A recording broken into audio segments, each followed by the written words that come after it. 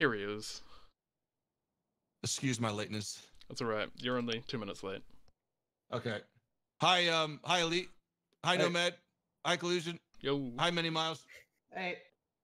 Alright, so Hello. we're all here now. We can begin the podcast. So who's streaming? Who's recording? I'm streaming, and I'll be putting the stream up on YouTube later. Okay. So I'm not doing anything. I'm too lazy. yeah, That's okay, man. I've Could you link your do you have a webcam up, Collusion? I don't have a webcam because I don't own one. Come on, I want to see your face. Wait a minute, you've seen my face before. What are you on about? Well, I know, but it'd be better. Trust me, nobody wants to see my gingerness. You're a ginger. I thought you had brown hair. What's kind of like a mixture of browny ginger color. So, are you going to steal my soul or not? Wow, that's just rude, man. The amount of times I got asked that bloody question in chat. I'm contractually obliged to say these things, Phly. Yeah, I know. I bet like whenever like this stuff comes up, like that populace is like, oh my god, give me a fucking break. You break, please. Yeah, Right. as Baron said, I'm a ginger with a ginger neckbeard, so I'm the ultimate soul stealer. But anyway, yeah, this is first podcast. I have no idea what I'm doing, but I suppose we should all start with some sort of introduction, since we've got two members of the War Thunder staff, being Nomad and Elite, and we've got two of War Thunder's content creators, Miles and Phly. So, who'd like to go first? Okay, that's about what I expected. Draws straws? Okay. Just worked well. go Like from school top all to over bottom again. and just go. Yeah. Okay. You know. Yeah, dude. Remember when they would do that? Like introduce yourself. I'm like, fuck you. Right. I guess I'll go first, just, since I'm running everything. So, I'm Collusion. I'm a 20-year-old from New Zealand. I do mod stuff for Phly. I do little bits and bobs for little bits of the community. War Thunder Game Master. I take people's shit and remove it. I'm a soul stealer because I'm ginger, but that's genetics right there. I can't help that. But right, so who'd like to go next? I guess I'll go. I'm Elite. I'm a War Thunder form mod. I own a squadron on War Thunder that's kind of big. I've been playing War Thunder since 2013, and I deal with people's shit on the forums. Yeah. Okay, my name is CMDNomad. I'm 28 years old, almost 29, from Germany. I'm a senior War Thunder Live moderator, and yeah, well, we keep War Thunder Live free from all the nasty stuff. And of course, I do a lot of skins. Yeah. Oh, that's where you're from. I remember, Yeah.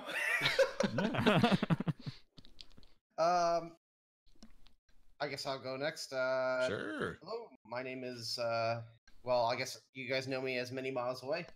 Just call me Miles.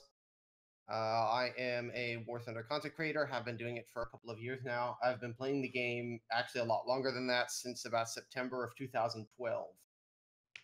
So I've been around since Planesburn closed beta test.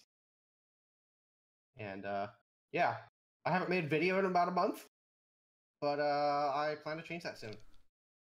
And that's me. Come on, man. You can do it. It's You can do it. stressful, man. Dude, this is stressful. So I'm Phly. I'm a content creator. I yell on a microphone and I upload edited gameplay, stream, and I've been around since September. My first video here. Let me put this thing away so I stop fidgeting with it. My first video on War Thunder was in like September of 2012. So I think I was in the closed beta or something back in the day where ME163s versus Hurricanes and Right. yes. I remember those days. God, those were the best days, man. But yeah. Yeah. So I was actually gonna pull a funny thing and say we don't really need to introduce Phly because pretty much everybody knows who he is at this point. He screams into a mic and uploads it. So, yeah. Right. So let's start with an easy question. What brought us to War Thunder? Or, what got us into War Thunder that kept us around for the duration that we actually played? Shoot. I remember like Googling like free flight game, free games, free this, free that. And then at the time it was World of Warplanes was like the first one that would come up, or like World of Warships. Maybe not back then, but they had it on the roadmap. And then War Thunder also came up, and yeah, just hooked it in the download. It wasn't even on Steam back then. Cool, that's a time back. Damn. It was that was in, yeah, I think that was actually in August. I think the first download I had on War Thunder. I think Go I ahead. think I found War Thunder through a YouTube ad or something like that.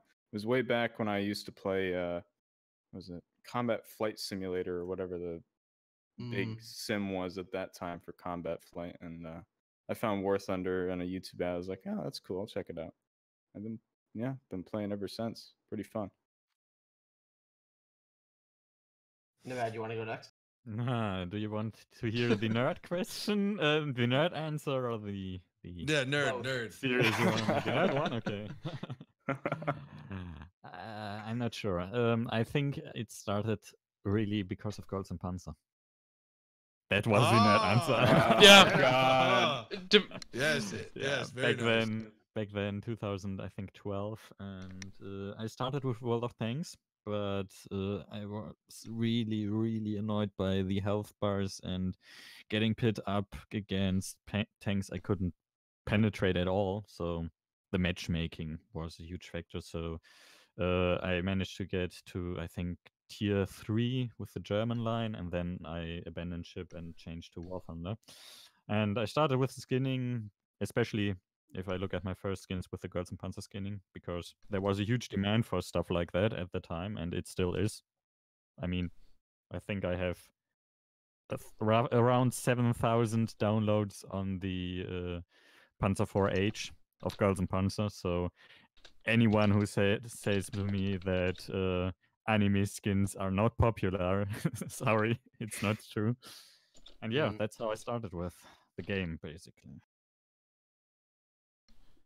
All right, I guess it's my turn. Yeah. I used to play. I've actually played several Gaijin games in the past before I found War Thunder. I grew up playing games like Isle to Sturmovik, 1946. A lot of flight sims. I was really a playing guy back then, despite what my channel is now. And I had played a couple Gaijin games called Apache Air Assault and Birds of Steel, and both of which were on Xbox 360.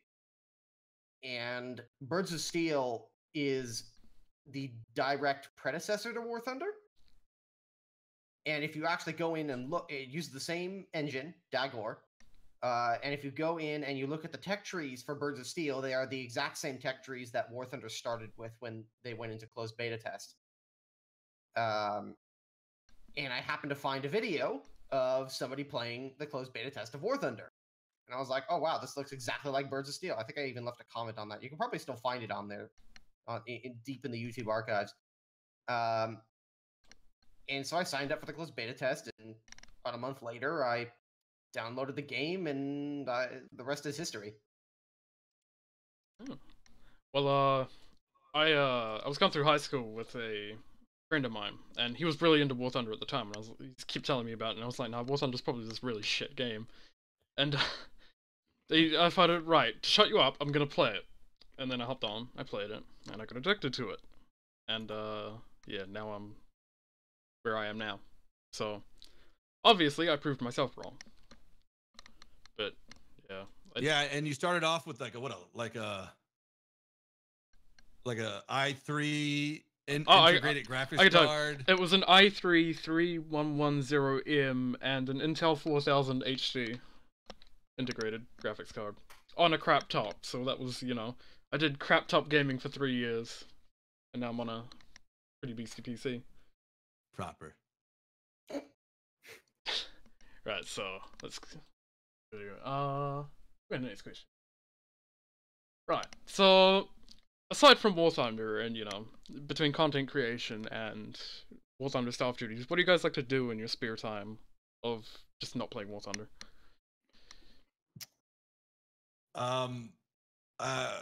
Usually when I'm done recording and editing, I know you said it, you know, other than War Thunder, but I usually just play War Thunder, man. It's sad. It's sad, isn't it? Just keep Like playing I War get Thunder. done, like there's so many different things to do, and I'm like, man, I'm gonna play some War Thunder. Like whenever I'm not like moderating or at work, I'm playing War Thunder. Yeah, that seems to be the case. When you don't play War Thunder, you play War Thunder. In my case, I'm still, I'm again a student in media, cultural science and media informatics, so I have to do a lot of study.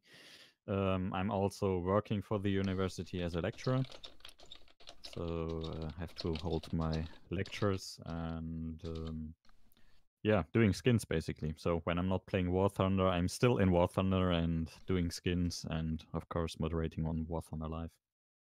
Yeah, like if I'm not playing War Thunder, I'm probably the only person that doesn't actually play War Thunder when I'm not doing War Thunder things. But you know, I'll just play another game like Ark or whatever floats my boat at the time, or I'll just go hang out with friends or go watch YouTube videos or sleep. I would say KSP is a good alternative, man. Oh yeah.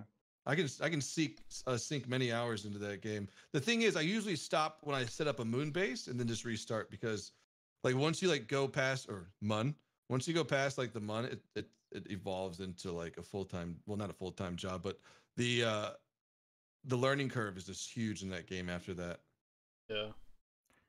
I have to admit, I never played Kerbal Space Program in Wow. the sense of playing it. Wow. I own it because my university gifted it to me for a project, and the only thing I ever did was implement 3D stuff into the engine. You should try it out And that's sometimes. it. It's pretty fun. Yeah, I don't know either, but it definitely looks like something you could sink loads of hours into, just having loads of fun mucking around in it. But you know, it'd definitely be something to get into. Yeah. Right. Do you do anything in your spare time, Mars? I do. Doesn't do a lot of research? Yes, I do. I've actually started, because of War Thunder, over the last couple of years or so. I end up doing a lot of archival research. With the help of several friends, we work with a lot of primary source documentation. Like for a good example is I have in my possession a copy of Field Manual 3-20.12 M1 tank gunnery for the M1 Abrams tank from 1st of October 2001, and that's the sort of documentation I tend to work with when I am provided with, or when I read up on this sort of thing. I also dig into a lot of tank development history. I'm really into weapons development. I've actually done a couple of talks at a local air museum on logistics. Tell me more about that. For example, like, were you in front of like a bunch of people for like a presentation? Kinda, yeah. Like it was mostly a bunch of docents for the local air museum that I actually used to volunteer there for quite some time. And I stopped doing it because school and YouTube and a bunch of other things. Yeah. But they recently asked me to go in and talk about U.S. Army logistics during World War II and some logistical elements there. So that was a lot of fun. What other games do I play other than War Thunder? I actually play a lot of RPGs. Or I guess I don't really think they classify as RPGs anymore. I play a lot of Fallout, play a lot of Skyrim, Dragon Age. You're telling me about oh, what was it? You're playing it was a real life board game. I'm trying to think of what it's called. Oh, Dungeons and Dragons. I do play Dungeons and Dragons. Yeah. I'm a D&D nerd. Like, okay, then what? Like, there's levels though. There's like, man, I might play it. Then then you like get a bunch of your friends, and then the next level is where like you start dressing up. No. I really wish I had those friends growing up, man, or just now. I don't have any friends like that. I don't have any friends. Have a friend that dresses up as a P-51. Yeah, I play War Thunder. Oh my god. Halloween costume confirmed. So yes, I do a lot of things outside of War Thunder in my spare time, and I'm a student as well to boot. I'm a history major. Yeah. That's you're doing a lot more than me. I'm just a, gamer plid. I jump between a lot of different interests. Yeah. Just depends on what I'm doing at the time. Well, speaking of interests, what are you guys into aside from, War Thunder stuff? Like, whether it be anime or tanks or planes or, just. I really like weapons development history. I really do. I've said it before, but I don't know why, but just fascinates me. Like the design processes and the complete. I would say the idiocies of the bureaucracies of weapons development really interest me. I don't know why. I binge watch a lot of Forgotten Weapons. That's a great channel. It's great. It's so much fun. I'm also a big gun guy. Really enjoy guns. Going out and shooting, I take that opportunity whenever I can. If, what type of, or just give us an example of what type of weapons you fired. I fired, geez, let's see. I fired 50 cal. I fired PKM. I fired M1 Garand, M1 carbine, bunch of bolt action rifles, a few Mausers, shot a Springfield, bunch of 22s, 1911 Luger, and I've dual wielded a Luger and a 1911. Went full akimbo on it because I can.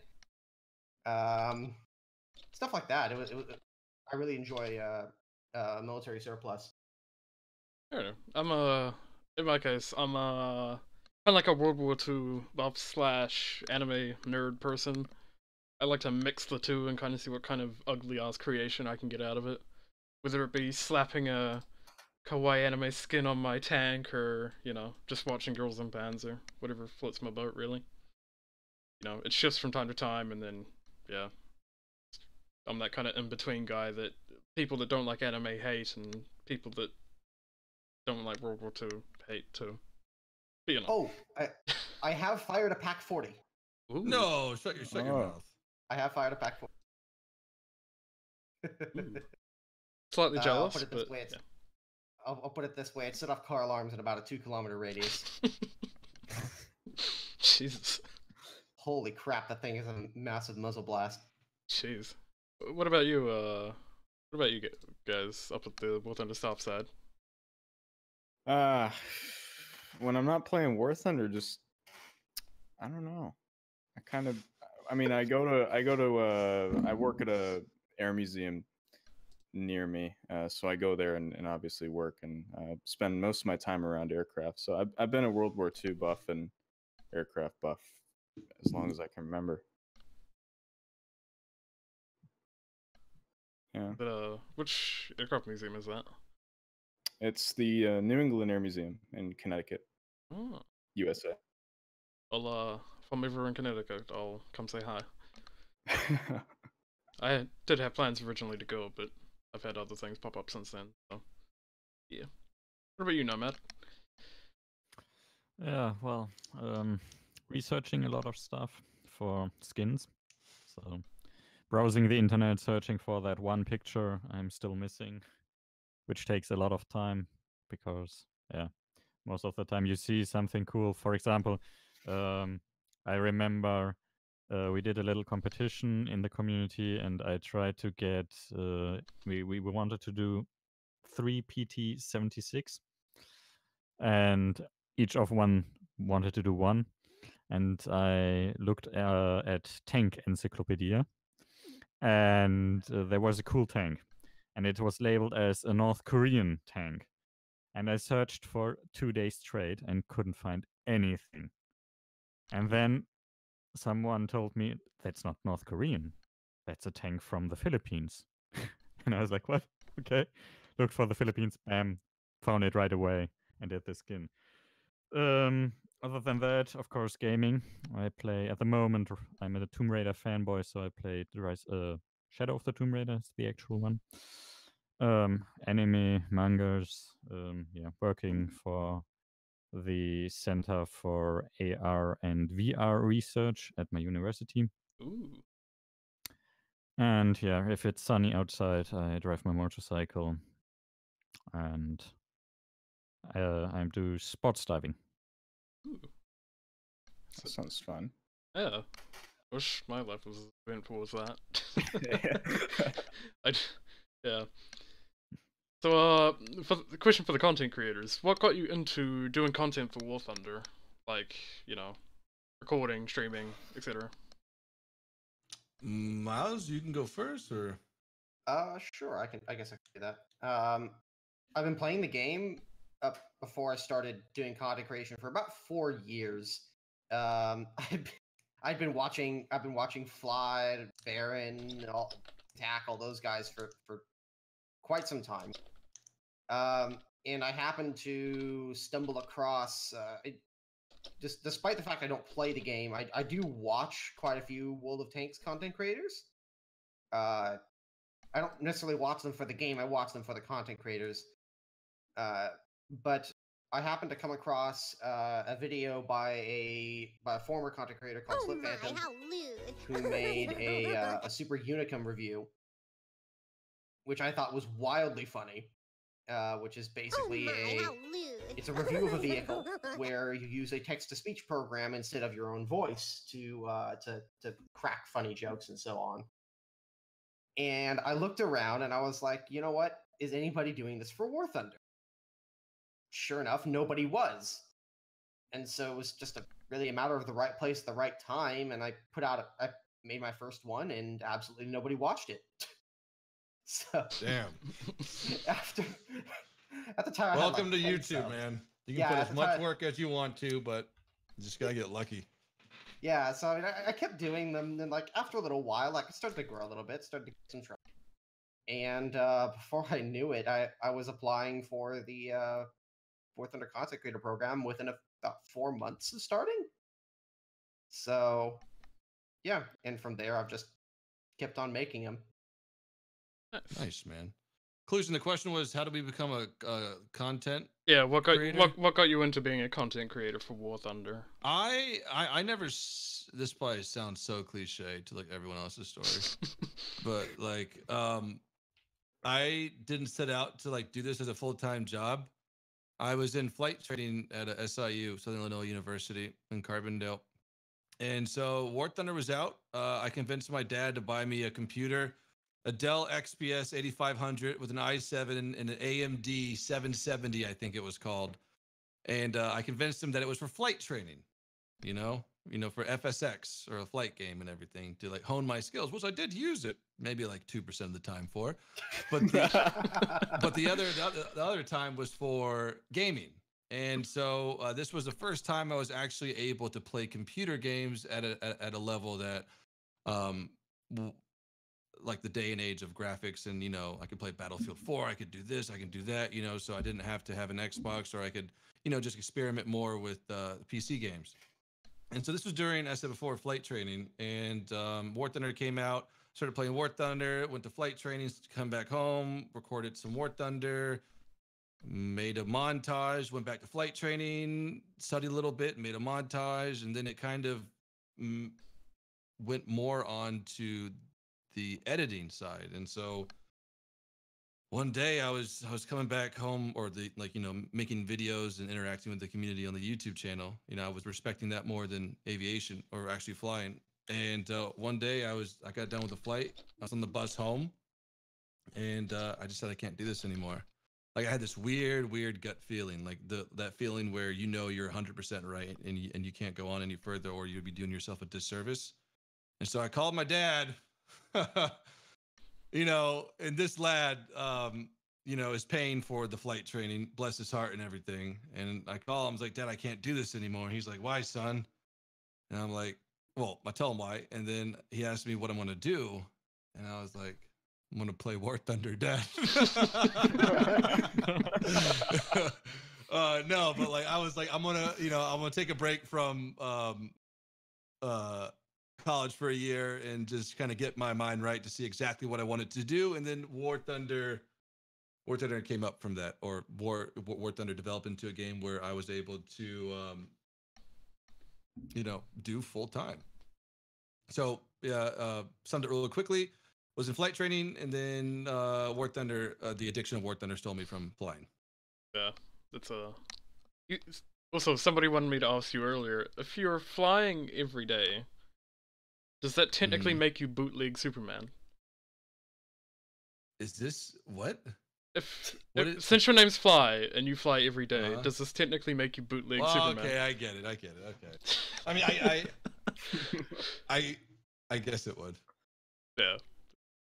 That's okay. Right, this question in the chat for the mod guys, and you guys can correct me if you guys aren't allowed to answer this, but Baron asks, question for the moderators, if possible, how does feedback from the forums get treated, / what is the process in determining if something needs to be fixed? I don't think I know the answer to that, actually. I don't know if that's under NDA, but I don't think that I don't know. We'll go with how does feedback from the forums get treated? Like, if somebody has a suggestion on how something could be improved. Well, as long as it's constructive and civil, it stays there, and I assume it gets read. Otherwise, it's hidden because it's breaking the rules or just not very constructive at all. Or it doesn't follow. Yeah, once it gets too emotional. Yeah, or it doesn't follow the format of the right. Yeah, we have the sections for bugs, of course, and they will be forwarded to the developers if they met a certain level of detail. And we have the suggestion area, we have the constructive feedback area, so of course that stuff will be read and forwarded and dealt accordingly. What doesn't help, of course, in terms of feedback is if you post give some XY, sorry, my German That's all right. came back to me. Give me this or that on War Thunder Live or in stream feed or in the YouTube comments, because seriously, there are so many comments in the stream or on YouTube. They can't be read all. So in the best case, only we moderators, or in the best case, we moderators see them and can forward them, maybe. But most of the time, they won't be seen at all. And it's sorry to say it that way, it's wasted energy. To spam the stream channels or the YouTube comments. In that case, YouTube comments for one of the latest videos was like 99% Gib FP free parts. It's yeah, like, that's guys. Come on. We won't go into that topic. That's That's the different discussion. That's the edgy meme of. I mean, this month. The one time that there was, there's been a few times that there's been a little bit of a community outrage in War Thunder, and the one time that I remember precisely is that when I made that cheating video with the T10M. Yeah. And what formulated out of that, out of a lot of like community backlash and stuff, is that War Thunder now on the monthly, they added server replays, and then I don't know if it was to stem from that, but then every month they make an announcement of who the heck they banned, and then that wasn't a thing before that as well. So I know from I know from your end it's probably super annoying, extremely annoying. You probably can't do your job as efficiently as you could maybe 8 weeks ago or 4 weeks ago. But like there's a thing to be said about the timing of that video of overcoming stock syndrome. It was just like, the community was kind of already, not like completely at that point. But then that video, They were on edge. Yeah, I mean, like that was just like kerosene, and then the video came out and then fell into a bucket of kerosene, and then it lit on fire. Like it was like a air fuel bomb at that time. Yeah. Yeah. So yeah. Right. So, question for the War Thunder staff guys. What got you guys into being in the staff on the team? Because I offered my help to Bad Panzer, who's the senior game master, and you know, he kind of dragged me in. Of course, after that, Nomad got in touch with me and actually offered me a position as a War Thunder Live mod. I was like, oh yeah, I'll do this, and then Orson got in touch. He's like the head. He's a big boy up in the community team. And you know, he offered me Game Master, and I was so torn between the two, and I was like, okay, I'll give Game Master a try. If it doesn't work, I'll come back to Nomad and see if he will allow me to be a War Thunder Live mod. And BNGM's been alright. I didn't actually intend to join the staff when I started being active on the forums. I guess my intent was just to help people. Yeah. And I became a community helper, and from there, I joined the forum team in July. So yeah. You're like, Yeah, well, you're one of the more recent additions to the staff Yeah. team. Well, Yeah. you're old timer in terms of, you know, being a community helper compared to me, but at the same time, you know, you've only recently just become a forum mod. Yeah. It's been quite a journey. Yeah. What about you, Nomad? yeah. For me, back in the days, you know, when we were all younger, um, Gaijin actually did a call to action on the forum. They asked for applications for, I think, all major departments. So Game Master, they looked for Game Masters, they looked for tech mods, they looked for forum mods, they looked for live mods. And back then I applied. Back then, I think I was still a federal police officer. So with the mindset of a police officer, I applied for War Thunder Live moderatorship because at the time we had only, I think, up to around two moderators for the international side of War Thunder Live. And yeah, the problem was, especially during the night hours, the European night hours, like now, there was no one. So stuff happened there. If there was a spam wave, coordinated spam attack or stuff like that, no one was actually there. So I applied, and yeah, well, I got. At that time, they didn't need someone from Europe because there was someone else more suited. I don't know. Doesn't matter. And yeah, then they more or less forgot about me. And it's around a year later, Huinam got added. He's another guy from Germany.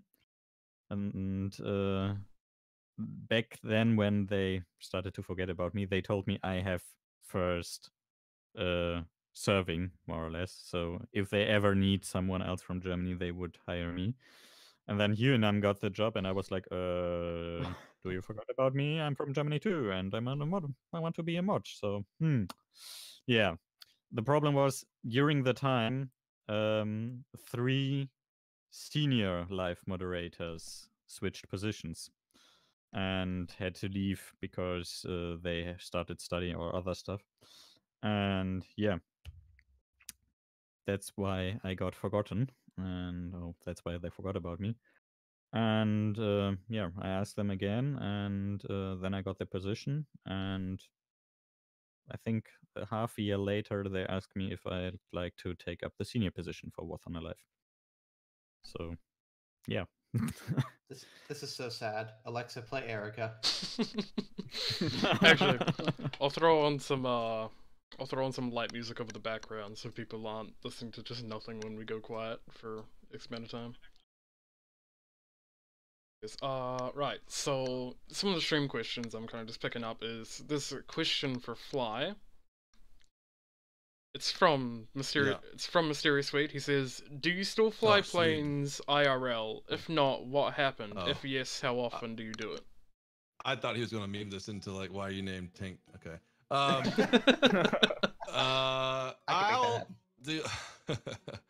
The only time I really go flying is with my buddy Wade, who is a CFI, which is certified flight instructor, so he knows all the everything. And he is gonna start flying the F-16. He just finished his simulators on the F-16, and so he just got cleared to start flying it. I think at the end of this month, or at the beginning of next month, he'll start. But anyways, yeah. So he's a really good pilot. You know, top of his class, or the very top of his class. because right in my current state, I mean, sure, I can fly a plane, I can land a plane, I can take off a plane, I can navigate it with GPS and maybe some dead reckoning. But let's say an emergency happens, right?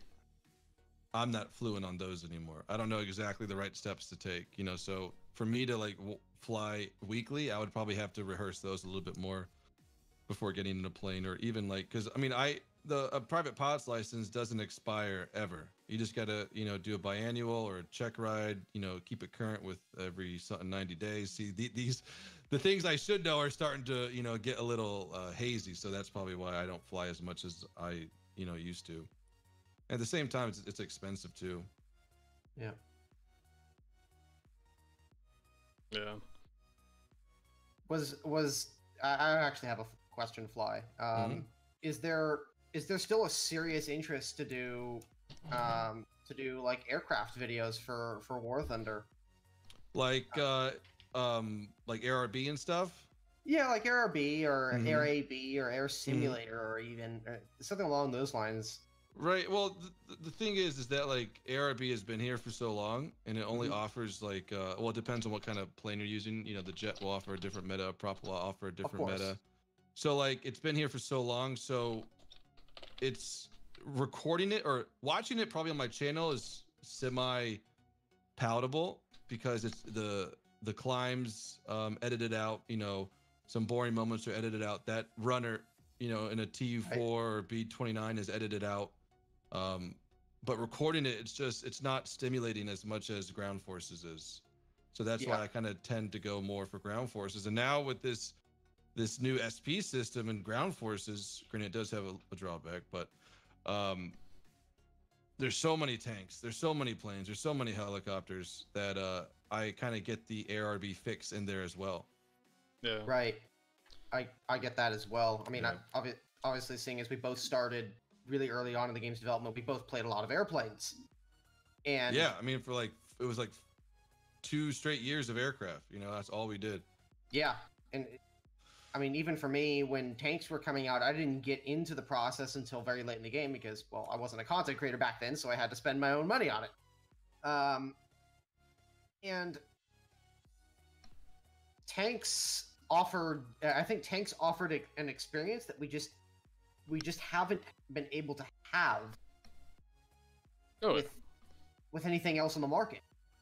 Because not only do you get the tanks, which are fantastic for the most part, you get that ARB element, like you mentioned.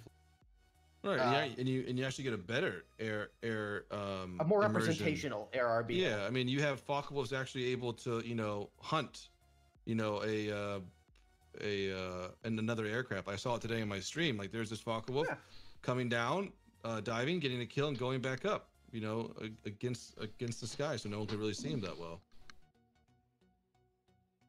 Yeah. Let's see. What other questions do the chat have? Got this open discussion about German Hof tracks and gain and FPE in parts, unsurprisingly. Miles asks, what type of cars do you guys drive?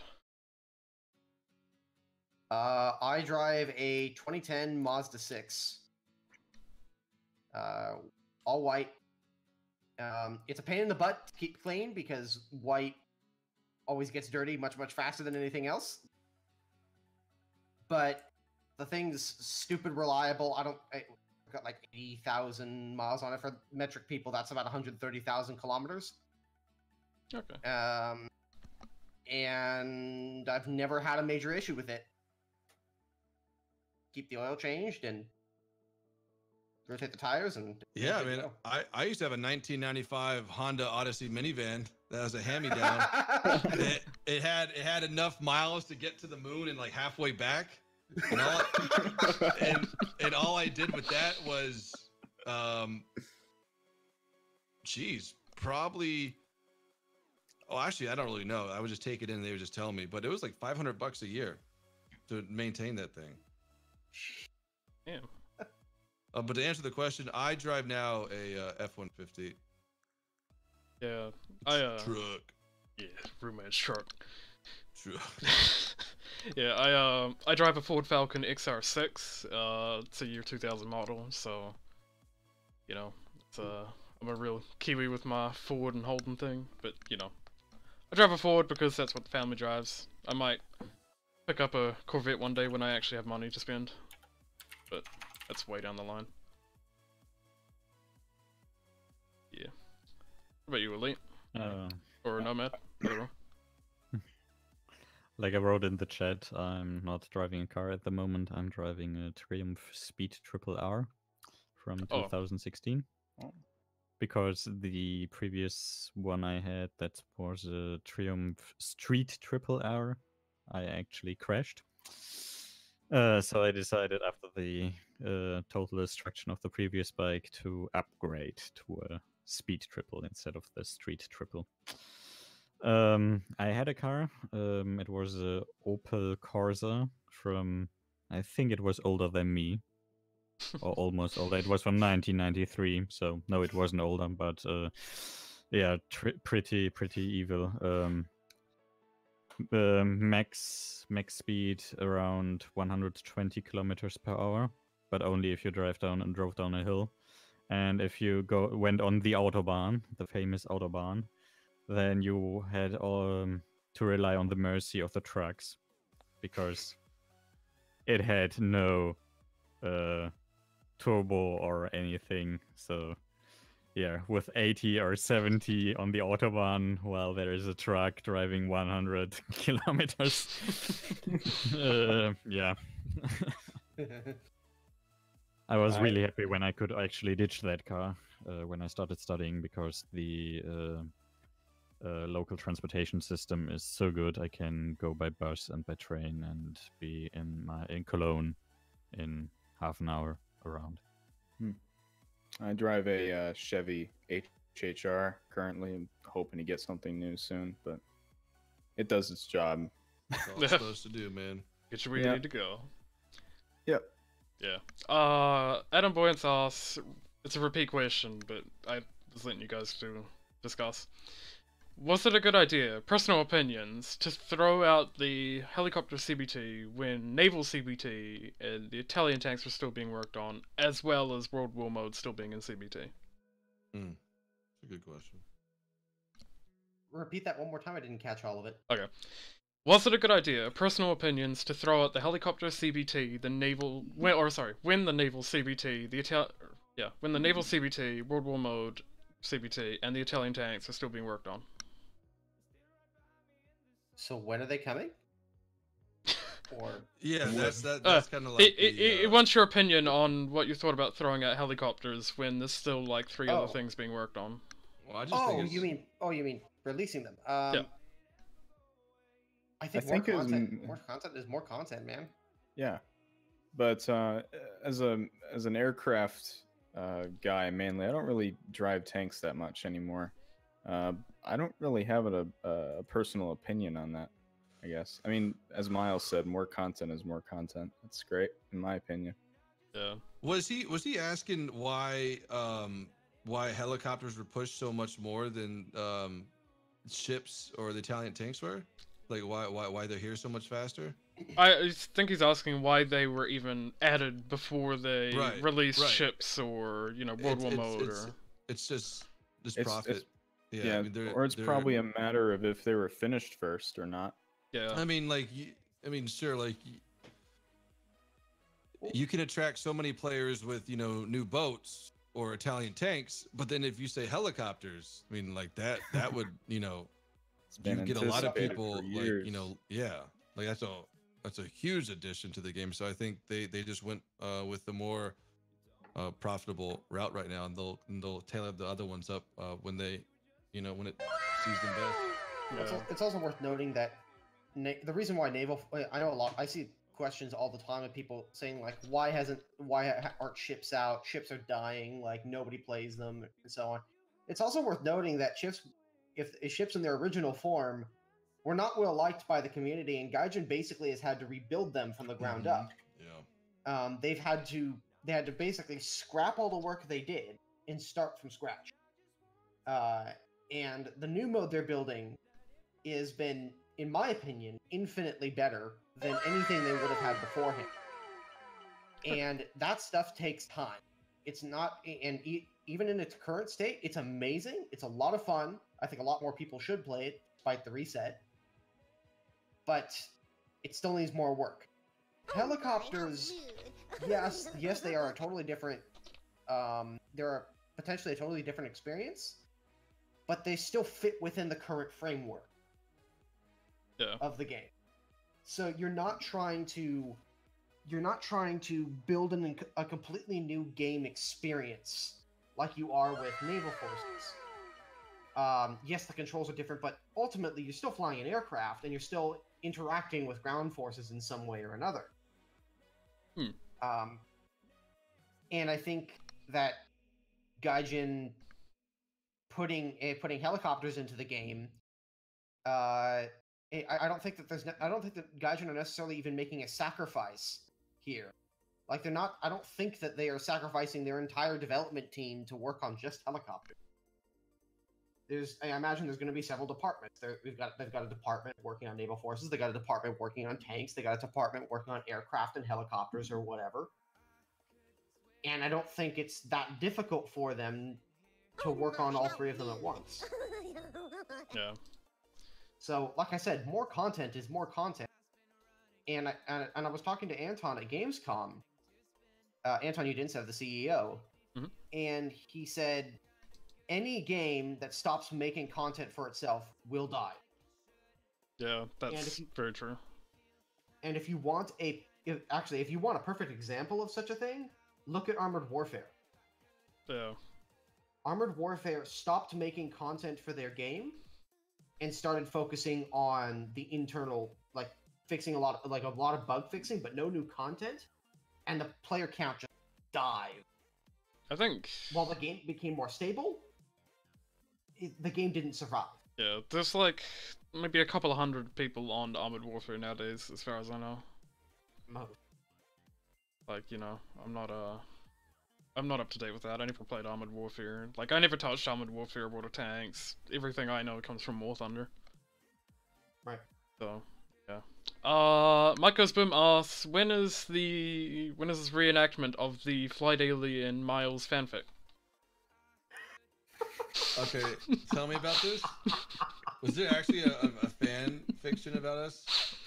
I hope not, dear Dude, God. fan fiction is probably the most challenging thing I have to read every so many days. Yeah, Mike's, he just asked, where is the live reenactment of Phly X Miles fanfics? Oh. Oh my gosh. Why should we explain the context of this? I don't even remember it at all. There never was one. He's just screwing with us. Oh, okay. Thank goodness gracious. Now there's probably gonna be one. Yep, it's someone will do Please don't upload it on live. Yeah. Please, no. But it's War Thunder content. Yeah, no. Is that what Live's for? War Thunder user-made content? That fits it, right? It's a part of the subject matter.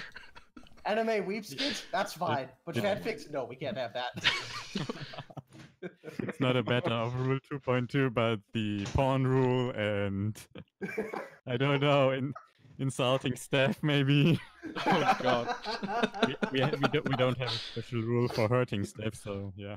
Oh, I can't imagine. For those of you guys who don't know, Phly and I hung out a little bit during Gamescom. What do you mean a little bit? You slept in my room. You said it, not me. Oh, this will add to it now. Don't worry, guys. This is only going on YouTube. But we were all hanging out with the three of us were hanging out and talking with Andre. What's his position? Like the Russian community manager type guy. And we were all hanging out in Phly's room, which is right across the hall from mine in the hotel. And I was roomed with Dita, but Dita brought a friend along, Cameron. And there was only 2 beds there, so I let Cameron and Dita have the beds in my room, and I slept on a cot that the hotel staff brought in for me. The cot wasn't all that good, and so we just happened to be hanging out in Phly's room with Andre after a dinner one of the nights or 2 of the nights, and Phly graciously offered me the extra bed because nobody was sleeping in there, other than him.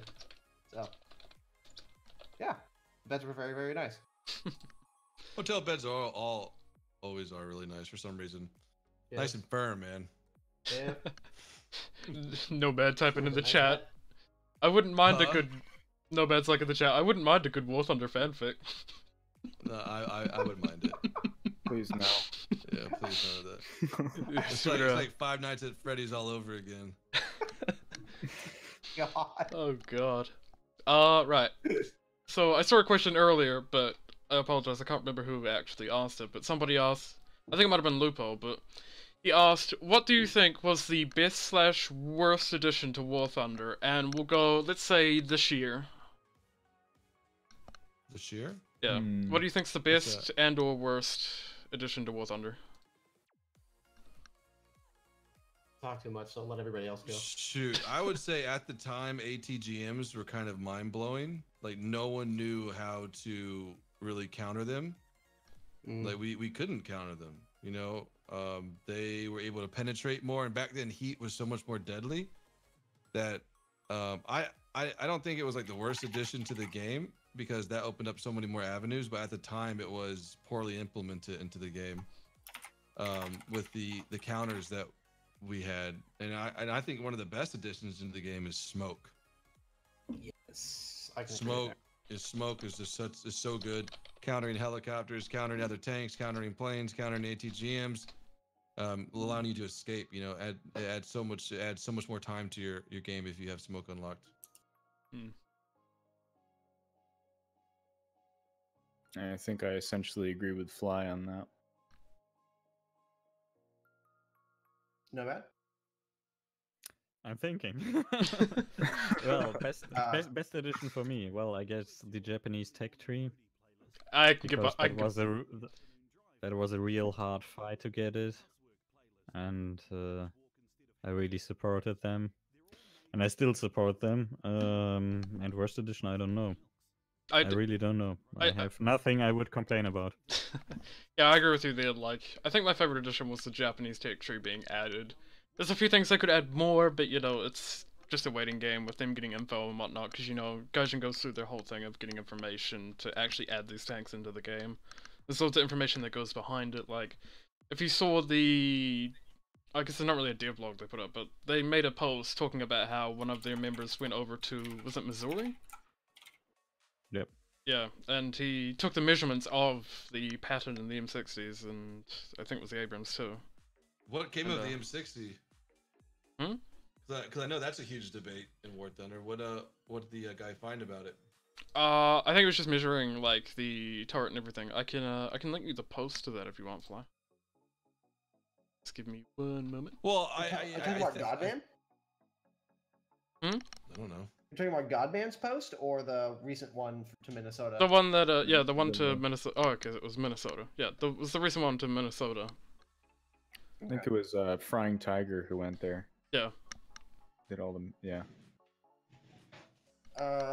As for best and worst editions, best I would have to agree with Phly. Smoke was a game changer.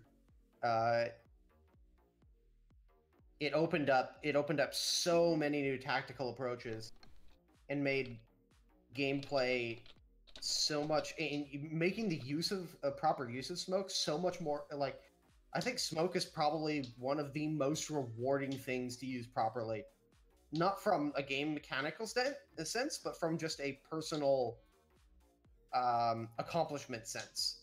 Yeah.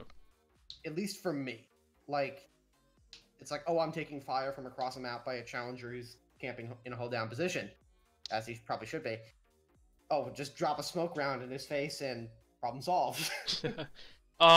Just a heads up.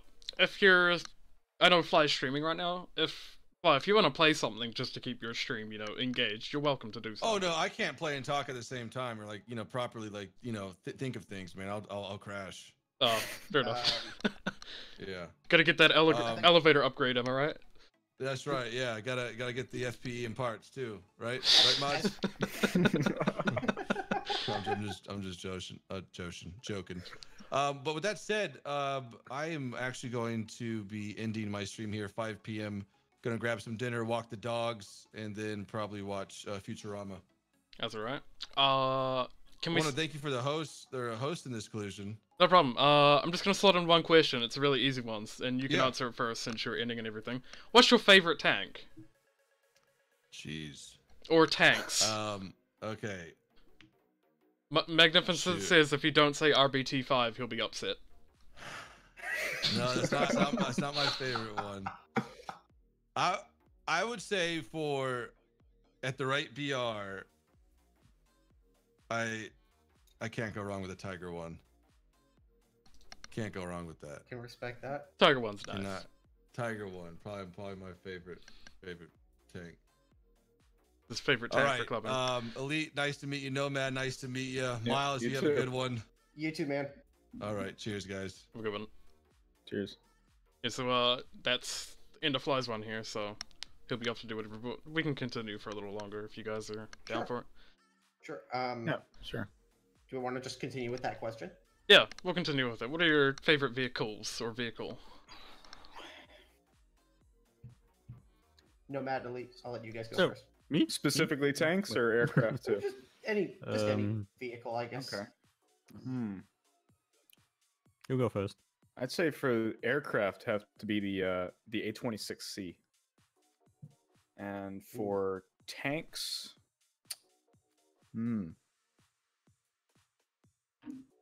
KB220. You can't go wrong with the KB220. Yeah, the No, you cannot. $500 pay to win tank. Yeah, except I grinded it. Oh, okay, you know, Yeah, that's... Waste money on it. There you I wish I was that Yeah. committed. go. Well, for planes, I'm going full heretic. The TU4, especially with a talisman. With the talisman and a 500 or 300% Silver Lines booster. Because one good round without jets, and you have 1.5 million Silver Lions in one round. And you get 40k research points on top of that. Holy crap. Oh my god. So Yes. I really like to bomb them bases and the airfield, and yeah, in arcade, of course, because I'm a realistic battle or simulator noob. So arcade all the way. TU4 can go wrong. For tanks,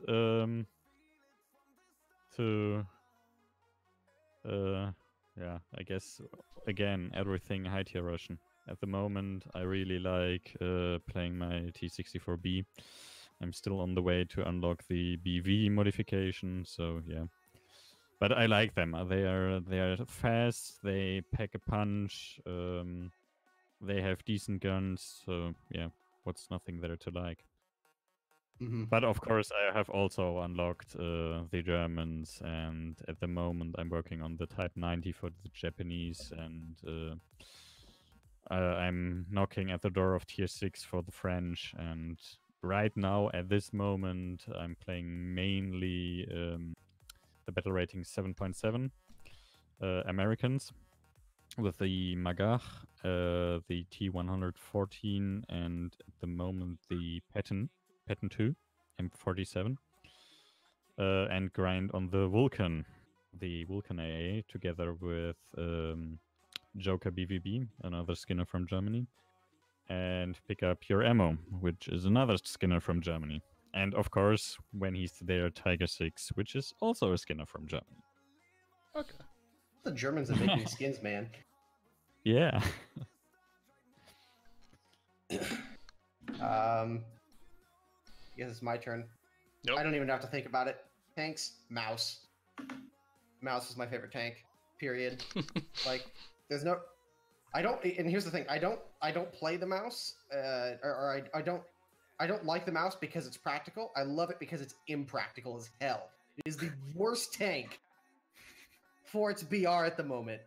But oh my god, if you can make that thing work, it is so much fun. Like, I've always loved being the tank. in like RPGs or whatever. I like being able to soak up damage and then dish it right back out. Yeah. And the mouse is like the pinnacle of that sort of play style. So yeah, it's mouse is definitely my favorite tank. As far as favorite aircraft is concerned, P-47. I love my jugs. Love my P-47s, man. Again, for the same reasons, they keep on trucking. Keep on trucking. Yeah, I think so I guess my favorite tank would have to be the Cheeto Late, or just the regular Cheeto, because when that thing was released, it was a monster in Ground RB. Oh yeah. I think I ended up. I'm just gonna talk KDs here for a second. Don't go elitist on me, but I think by the time I finished spading that tank, my KD was something like 84 to 14 or something. It was an absolute monster. Love that thing to bits. And I think my favorite aircraft has to be the Zero.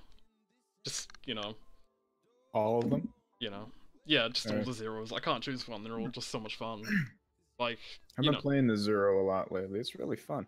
Oh, it's so much fun. Like, when somebody goes in for that boom and zoom, they miss, you just whip around on their back and get them as they're trying to make their getaway run. It's so much fun. And you can see the fear in their eyes as like you just whip around in like a split second, like no.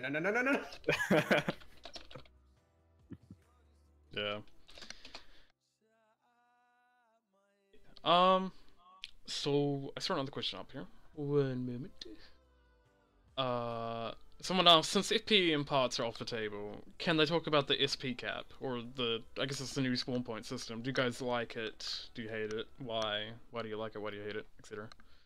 That's in Tank RB, right? Yeah. Okay. I haven't played Tank RB since the update came out, so I have no comment on that. I have no idea how it works. I can't say anything about it because I only play arcade battles and only RB if someone drags me into it. I think sorry. I think me and Miles are anything about it. I think me and Miles are the only RB players here. might very well be. That's alright. Yeah, I love it.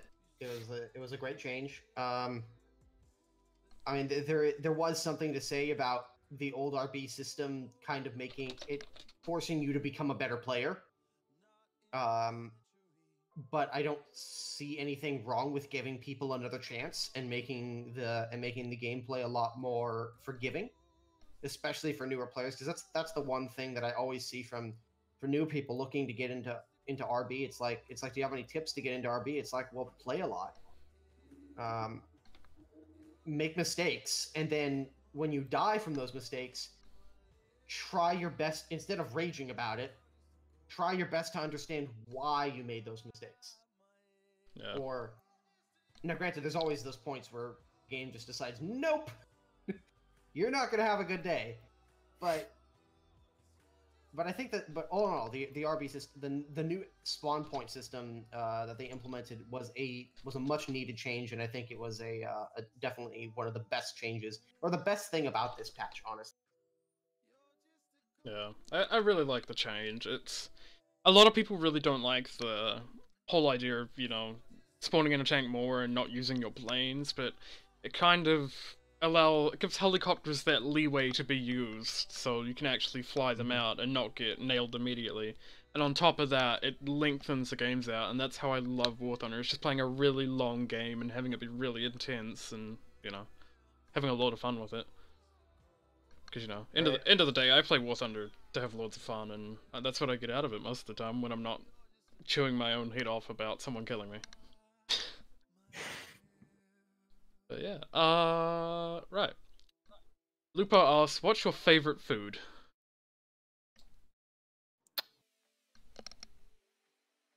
I'll start. Everything that's sweet and from Austria, actually. So if you have something like strudel, I try to speak it in the English way, strudel. Well, feel free to go German because Miles is learning German. Yeah, I believe. of course. So. Okay. Palakschinken, Kaiserschmarren. So everything sweet and from Austria is just my thing. So especially, or of course, the same goes for French sweet stuff like crepe and other. Yeah, well. Yeah. It has to. I just need something sweet, and I'm happy. Yeah, I'm a big fan of I guess it's confectionery, like anything that's jelly based. I love jellies. I love any type of berries. You know, just I absolutely love making dessert. And, you know, I'm a person that likes his berries. I'll put it that way. I quite like some steak. Pretty good. And tacos as well. That's about it. Fair enough. Yeah. What about you, Mars? Number one, burgers. No problem. No question. True American. Easily. Hey man, somebody's got to represent the stereotype. Might as well be me. Yeah. I love me a good burger. I really do. I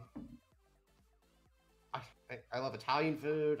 I've recently found out that I really love German food. Like, currywurst was, oh my god, like, where has that been all my life? Seriously. Because holy crap, that was great. Like I know a lot of Americans like don't tend to venture too far outside of like the Americanized European food. But seriously, y'all gotta try some proper German cuisine, because it is fantastic, and it's a lot more. It relates a lot more to American food than you would suspect. Haxa is amazing. It's just a big giant thing of pork. Ooh, this is pretty good. Sitting like just drowned in gravy and stuff. Oh, it was fantastic. Germans, you know what's up. I have to add, he was during Gamescom. He was in Cologne, so yeah. Yes, he had. I was. I know. I met you there, so yeah. Wait, I met you? What the hell? Yeah, of course I met you on the business day. You were there with Joker, right? Yeah, of course. Right. Okay, yeah, I remember now. Yeah, I don't know why I forgot that for a moment. Took a small recap. If you look at the stream chat, you will actually notice that Joker is there as well. Hi, Joker. Hi, Joker. Right, Freyan asks, purely to make Mike outraged at the responses, what's the sexiest tank? So I guess we're talking curves or whatever you find attractive in a tank. E100. 100 is pretty thick. I have to actually open my War Thunder. Oh yeah, before we forget, this will be up on YouTube for anybody that wants to rewatch the whole thing, you know. It'll be there. As long as I don't get copyright strike for Windows sounds. I will be I'll be posting it on my social media as well for any of my fans that happen to be out there. Blurt me out. Yep. Sexiest tank for me probably have to be one of the UST series heavy tanks. So like T29, T34, T30. They just look mean. I quite like the I quite like the look of the M60s as well. M48, M60. I think my favorite tank, just thinking of like how attracted I am to the tank, would be the Churchills. Fair enough. Something about the Churchill's curves, just like the way the tracks are laid out, it appeals to me. I don't know, it's just so attractive to me. I can respect that. I'm a man who likes his tracks thick.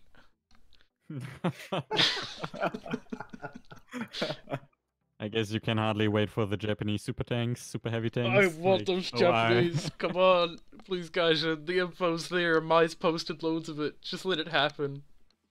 Even if it is just as real as the R2Y2, just let it happen. I'm not gonna lie. I really want to see the Japanese heavies as well. Oh man, Yeah. I'd love to have like even the Mito would work. I mean, it didn't have its main caliber gun and it was half the armor, but you know, it's just a monster in size. Yeah. Be amazing to have. Oh my, how lewd. Definitely. Yeah. Magnificent has a question for Miles. What do you feel is your best video? I'll reset. What would you feel like you were most pleased with? Which video did you put the most effort to that you liked? I was all over the place with that. Don't mind me. Dear.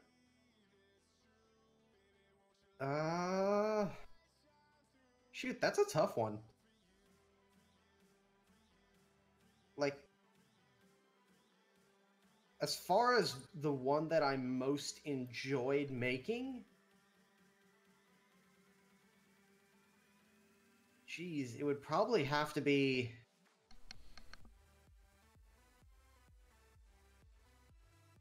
It might have to be either the Flak Bus video Oh my, how lewd. or shoot. There's one other unicorn review that I did that I really like doing, but for whatever reason or another, I can't remember what it was. Everybody in chat saying RBT. The RBT was fun, but I wouldn't say it was my favorite. Shoot. I don't know. Like, yeah, it's one of those things. Oh, you know what? The gun tank episode. Yeah, episode 3 is coming. I know. A lot of people are. It's been a year. I realize that. It's been a wee while. But gun tank M103. For those of you guys who have not watched that, I highly encourage you to go and watch my gun tank series, despite the fact it's still not complete. I was very proud of the amount of effort that I put into that, despite the fact that only 13,000 people watched it, compared to some of the several 100,000 views I've gotten on some of my other videos. But I was most proud of the gun tank episode, having done the research on for the most part on myself. Yeah. I think I spent like 35 to 40 hours editing that video. Okay. So yeah, that was probably my most proud work.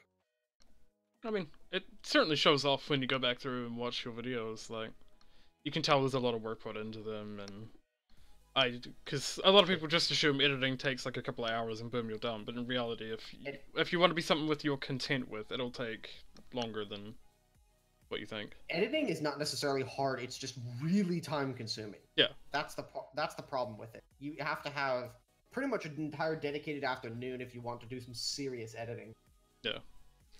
Now, granted, as you do it more often, you're going to get faster at it, and your workflow is going to be much better. But it's not necessarily hard to do. It just takes a long time if you want to get it right. Yeah. So Scarecrow asks, I've got a question. How do you think newer planes will work in terms of battle rating compared to what we have now? I feel like if they get added, then our current top tier planes would be going up against things they can't possibly hope to contend with, especially in ground RB. I think it depends on what the aircraft is that they're Mhm. adding. Yeah. Because you can go... As long as they separate the BRs properly and they make it so they don't fight each other, as long as it's not a fair fight, of course, then I think it'll be fine if they add newer aircraft. Yeah, like, I imagine it'll either be aircraft that won't be able to fight each other, like, I don't know, Phantoms or something, way up at like 10.0 or 10.3 even, just so they don't fight 9.0. Or it'll be upgraded versions of what we have, like an upgraded Hunter, I don't know, an upgraded CL-13, an upgraded MiG, just whatever fits that gap. Or fills that Wouldn't gap. mind an upgraded Hunter. Yeah, the differences between, if for example, the differences between a lot of like the early early fighter aircraft fitted with guided missiles and the aircraft that we have now is not actually that substantial. Yeah. It's maybe like a couple different a couple more variations of the MiG-15 or MiG-17, and a few more variations of the Saber, and we're there. and the differences between those aircraft and say an F-22 are substantial, very Yeah. much so. So I think as long as they take baby steps in that direction, like, and don't just make massive jumps, kind of like what they did with the ground forces, I think the balancing shouldn't be that much of an issue. If Gaijin chooses to model the early air-to-air missiles, they shouldn't be that reliable as far as hitting the targets every single time. Yeah. They should be fairly easy to defeat with basic maneuvers. And that's the all it only- really takes. Yeah, the only aircraft that I would say that would have significant balance issues facing such capabilities are bombers. Bombers, like, as maneuverable as they are with War Thunder's physics, they don't maneuver that quickly. Yeah, they're pretty sluggish to get around into the maneuver. Right, and if you think bomber gameplay is bad now, it would be very difficult to balance with aircraft with air-to-air missiles. Yeah. That's... So I think the one thing that's holding those aircraft back right now is just balance. And Yeah. making sure that all aircraft have somewhat of a chance. I guess in terms of bombers, at the moment we see the meta going for jet bombers anyway. So I don't think the heavy bombers are in so much trouble because they will be separated from those high tier fighters by battle rating. They very may well be. Yeah, That's just the only example that I could come up with at the moment. Yeah. And the jet bombers, like especially the French jet bombers, I played down the line to the French jet bombers, and then I unlocked the whole tree just with the 2 jet bombers. They are I think they are the fastest aircraft at the moment in the game, at least if they dive. Yeah.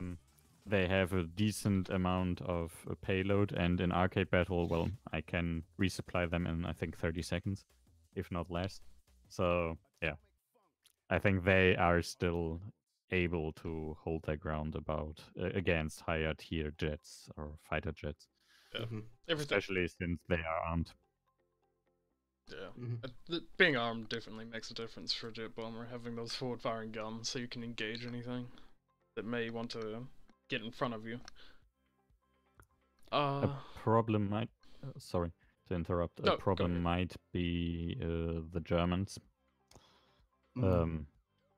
Because they don't have fighter bombers. They have the combination, but yeah, the problem is if you look at the Italians and the Germans, they didn't have so many variants or types of aircrafts in higher tier. Yeah. It's like more or less like with tanks at the moment. We have in the high tier quite a lot of prototypes. And yeah, I guess that might be a problem for aircraft, for high tier aircraft. For helicopters, that's not a problem. For helicopters, for example, we have, at least in my mind, at the moment, if we would add the same trees or from the amount of aircrafts in the tree for the other nations, I don't see any problems for any nation at the moment, because every nation has something at around 5 helicopters they could add. Yeah, I think Gaijin officially announced that there is at least 5 helicopters for every nation that can be added. And I know for a fact that sometime down the line, America will most likely get the Apache, Russia will probably get its equivalent, the Havoc, and, you know, there's still helicopters to be added, but that'll be once that's out of CBT, no doubt. And everybody wants some new choppers to try and grind out the amazing amount of RP gain you get from them right now. Yeah. I've just noticed this one, and this is a good one for you, Nomad, being a senior War Thunder live mob. When will Weeb Chopper skins be on the War Thunder market? And you can't deny them, because there is Weeb Chopper skins that are historically accurate. Unfortunately. Yes, they are. The problem is, and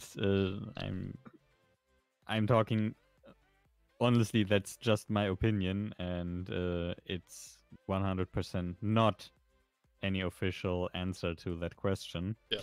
The problem is, maybe some of you guys might remember when the marketplace was tested, they used Girls and Panzer skins of mine for the test. And for, I think, 2 hours or 3 hours, that test leaked to the outside. And it took them, or of course, users picked it up. They took it to the Steam forums, to Reddit, to War Thunder Live, and all hell broke loose. Girls and Panzer skins in War Thunder. You had the one part who was, yeah, Jubilant. manning the pitchforks and the torches to burn everything down, and the other part was quite happy. Yeah, finally we get Girls and Panzer skins in game. The problem is there's copyright.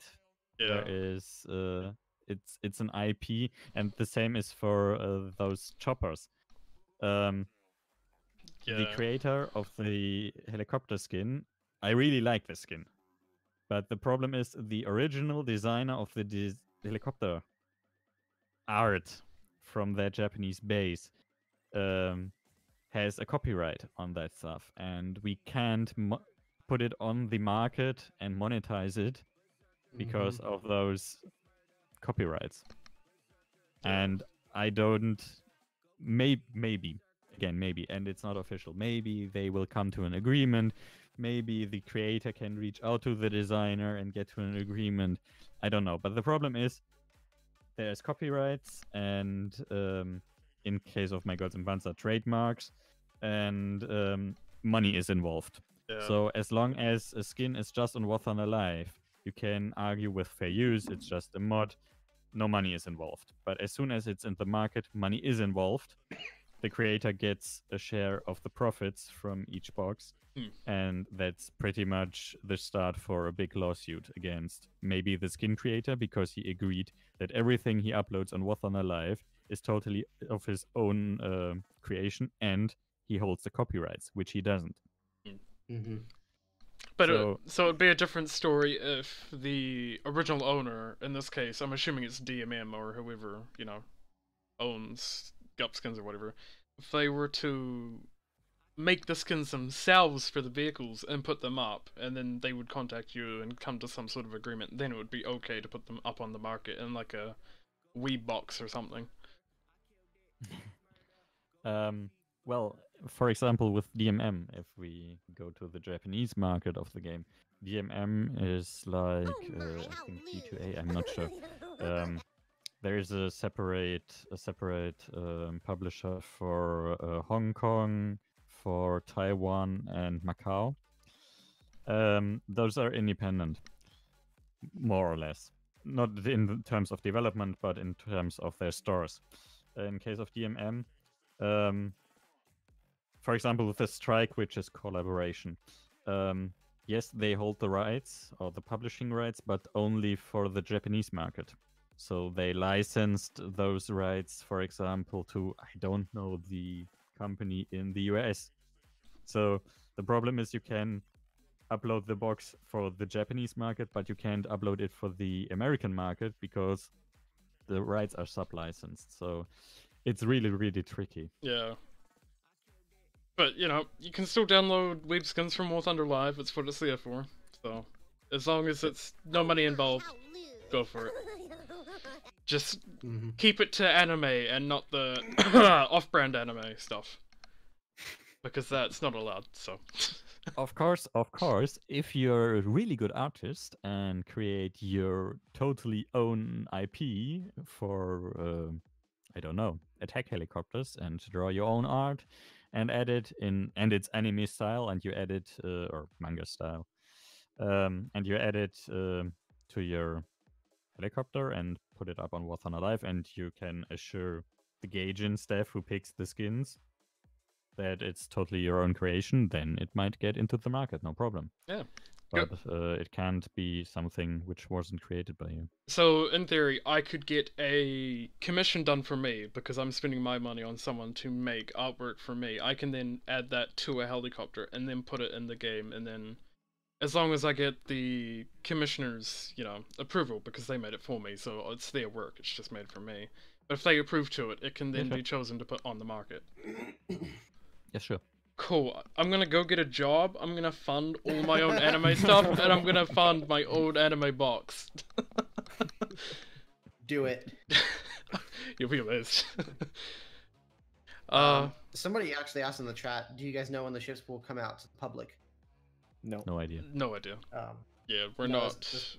There's no release date. Just. And if we did know, we probably wouldn't be able to answer it anyway. Yeah, like the way I tell people is we're not official Gaijin staff. We're just War Thunder staff. We just look after certain bits of War Thunder, make sure everything's okay. We don't know the ins and outs and whatnot. Right. I mean, even as a content creator, Gaijin almost never tells us anything.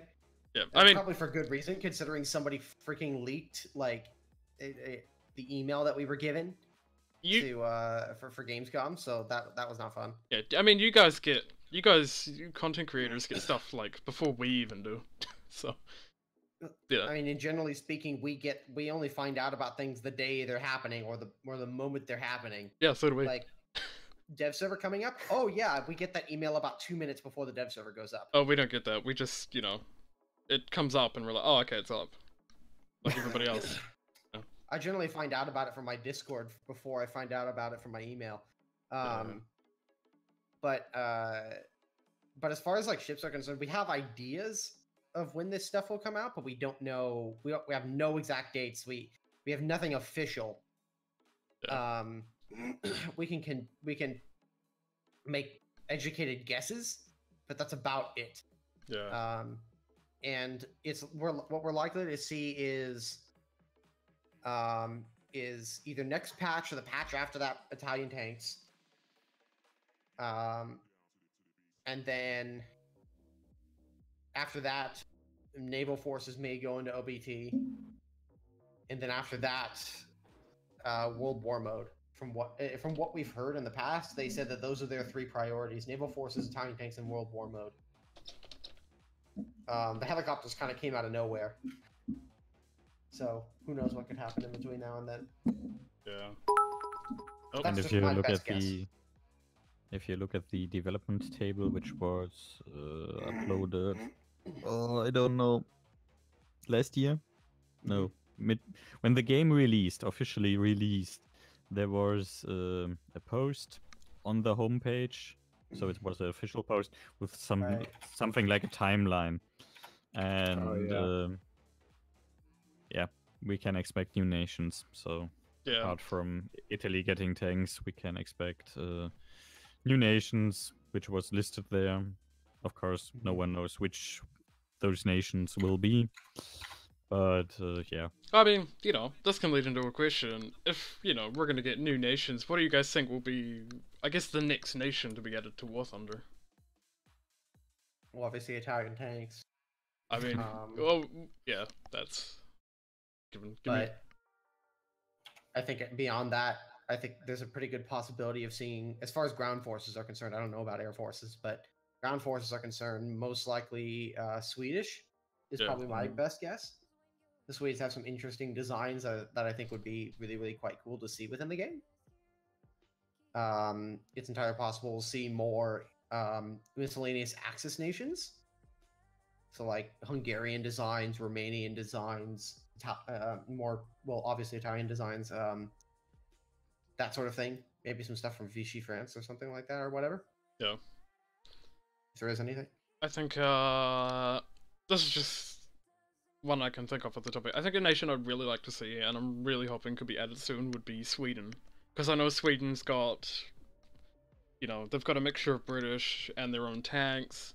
They've got an air force. I believe they have a navy. I like to think they have a navy. One that'll fit War Thunder.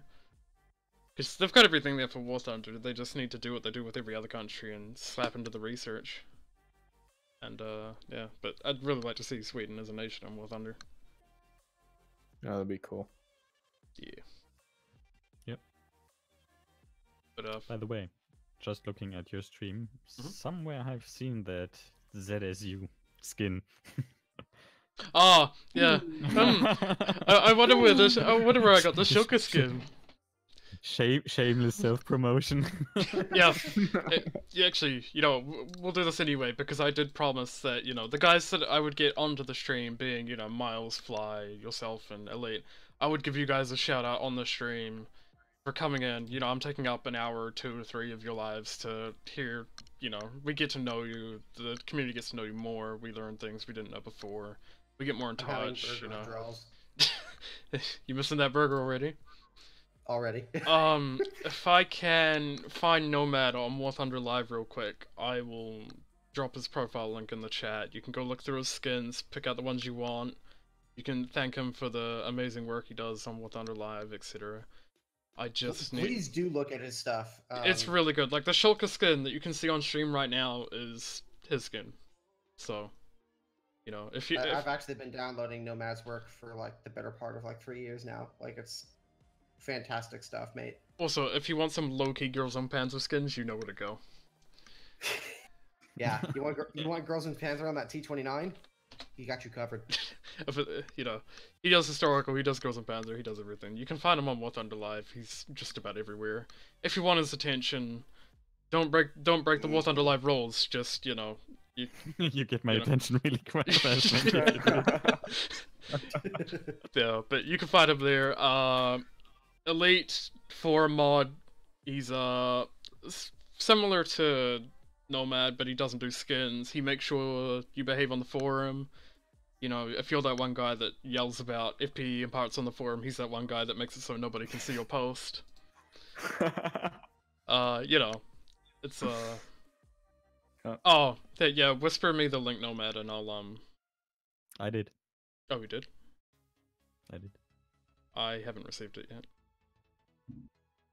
In Discord. Oh, in Discord. Okay, yeah. Hold on.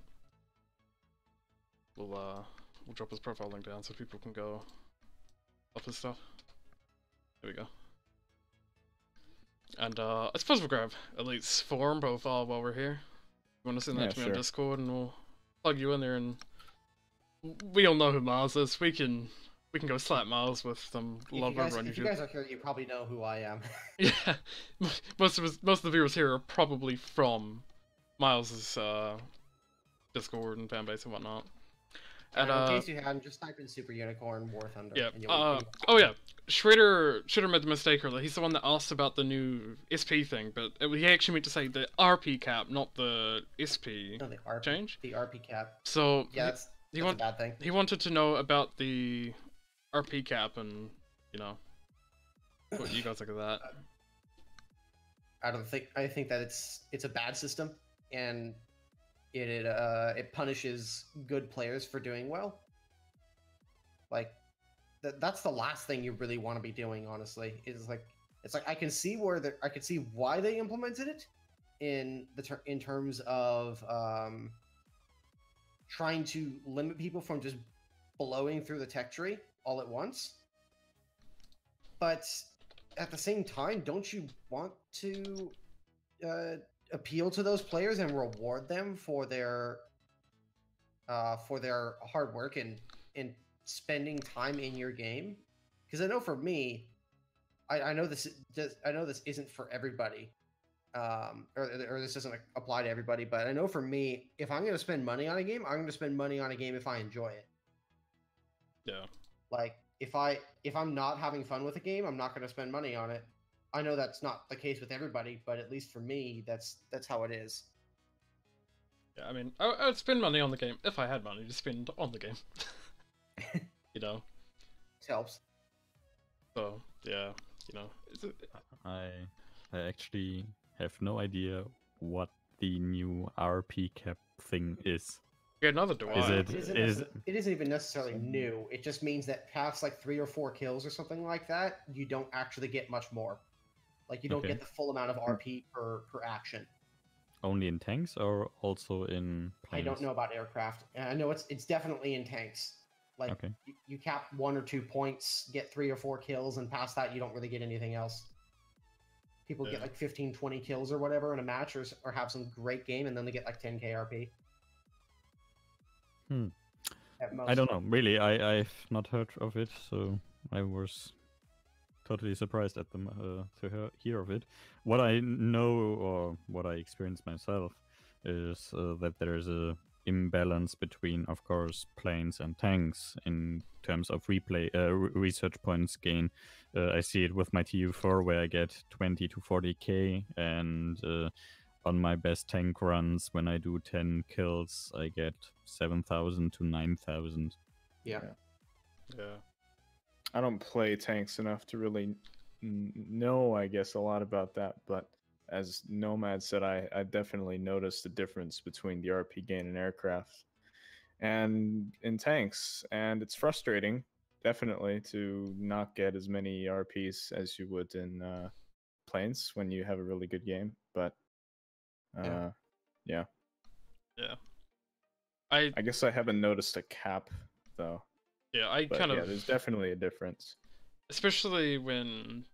Because I've kind of moved off ERB because I got sick of people flying around for an hour wasting my time. So I was like, okay, I'll fly out planes and tank battles, I'll grind it that way, and it's been working good. But I've noticed playing tank battles, you earn like half as much RP, or it's... Generally speaking, yeah. Yeah, like even if I play a plane, like a premium plane, I shoot down a bunch of planes, I'm only earning half as much as I could if I did ERB.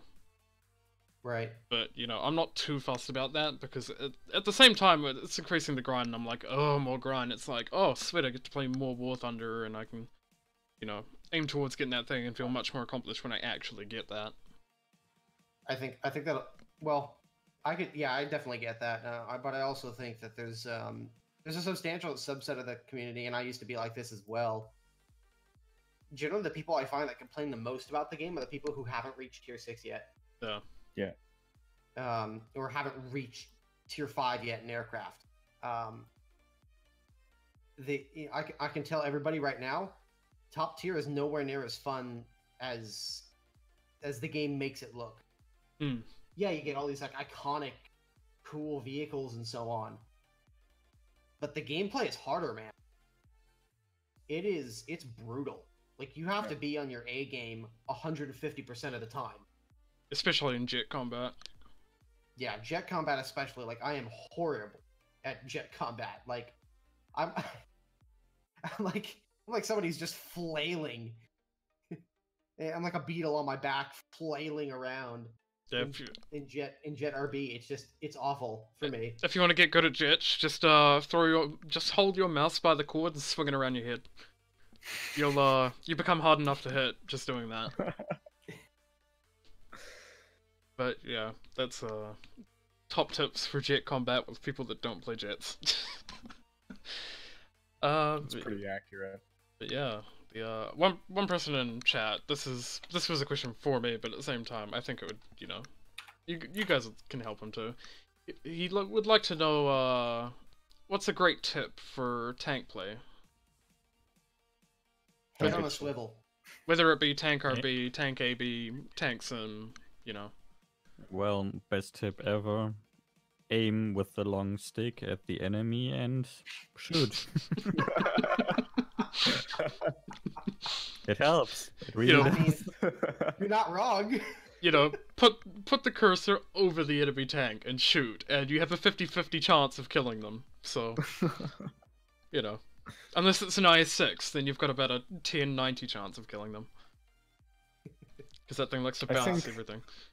I think the first tactic that I really learned to save myself a lot more was side scraping, and it definitely helped me survive. So, but I'm sure a lot of people know about that. Learning how to angle your tank. Yeah. Angling armor. Understanding the interaction between shells and armor. Yeah.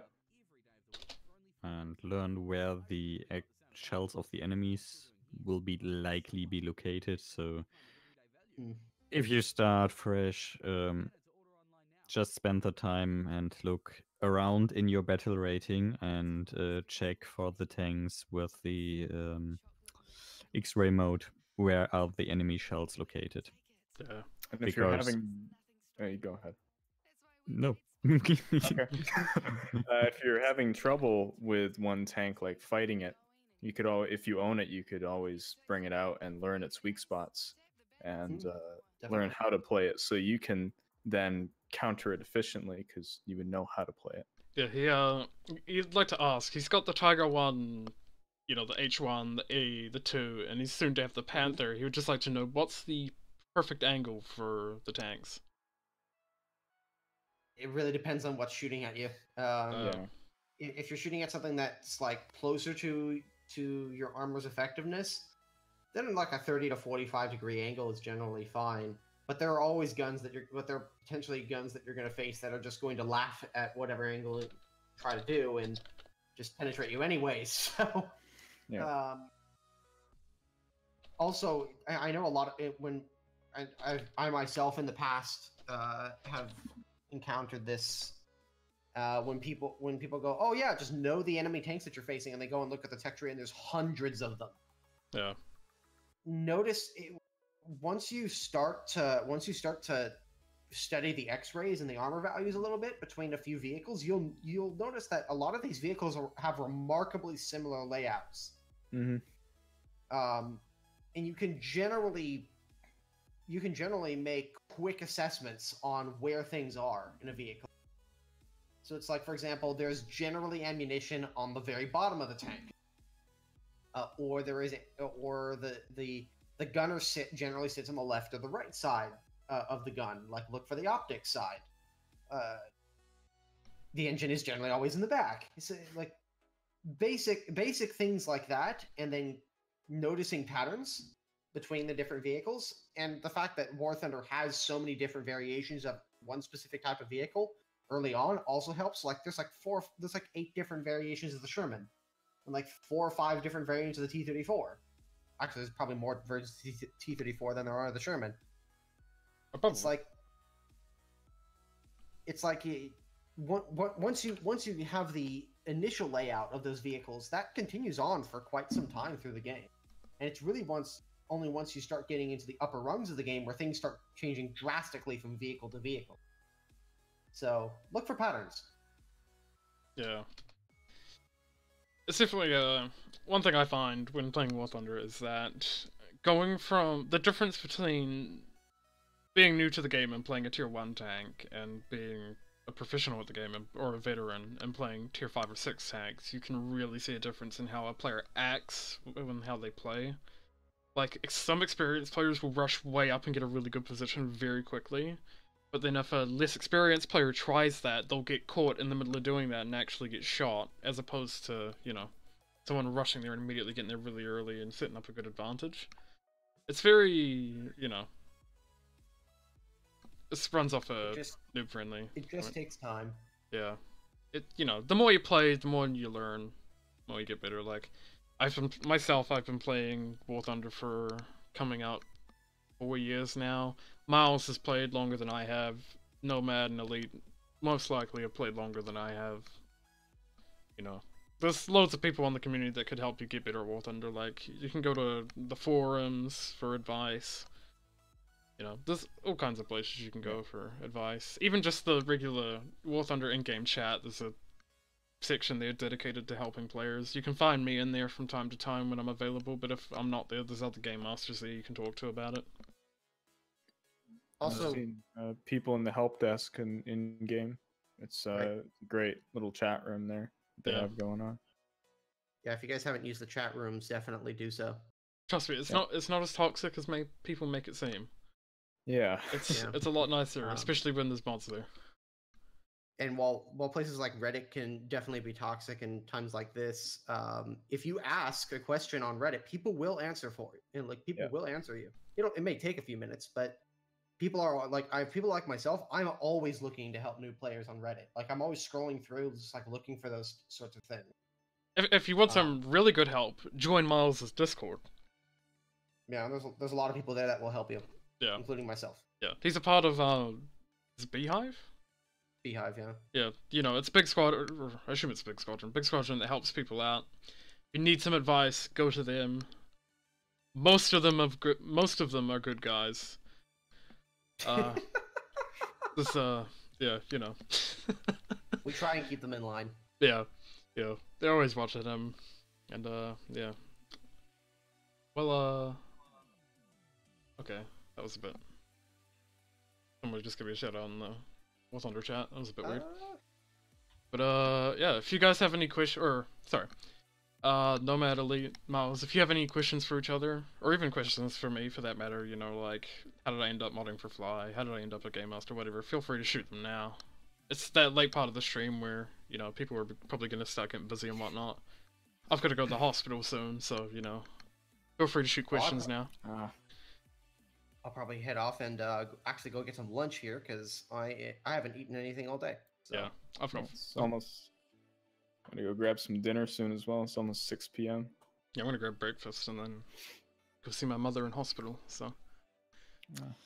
In my Look at case, that. I have to go to bed because it's almost midnight. Understandable. Understandable. Sorry? I didn't get that. Guys, thank you for hanging with us. Oh. Yeah. No problem. Yeah, Sure. definitely. Was a pleasure. Thank you guys. I know Phly's not here, but I'll thank him later. Thank you guys for joining the first podcast.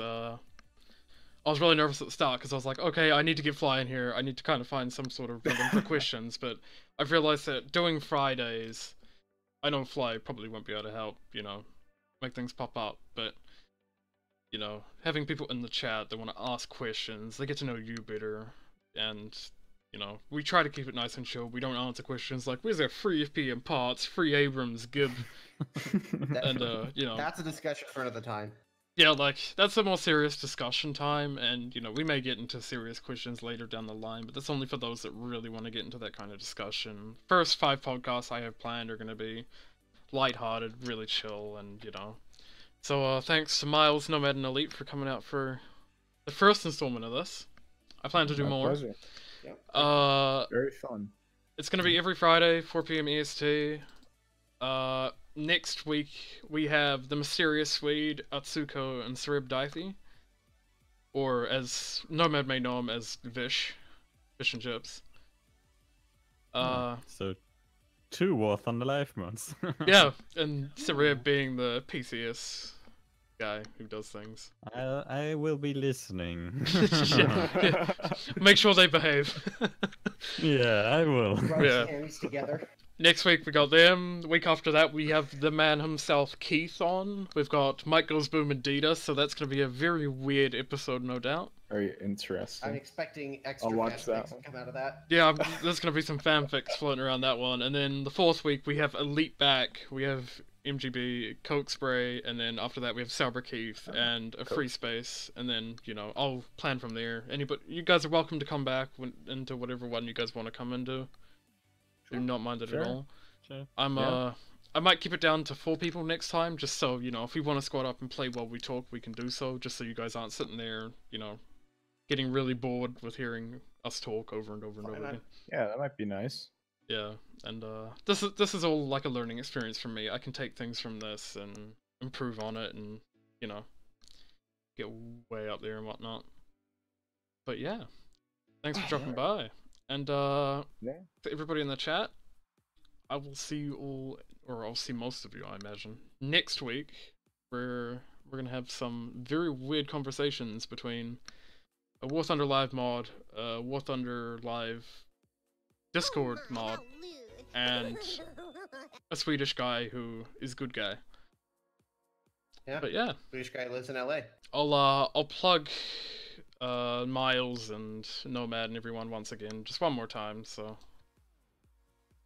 go give them some love and we'll end it there. And I will be sharing this on my end here. So, thank you guys for having me. I'm gonna head off and go get something to eat. No problem. And Same. pleasure meeting all of you Cheers. again. So, Good night. all right, have a good night, everyone. Have a good one. Bye-bye.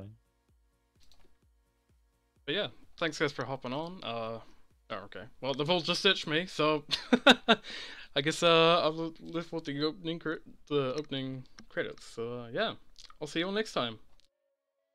Wee woo.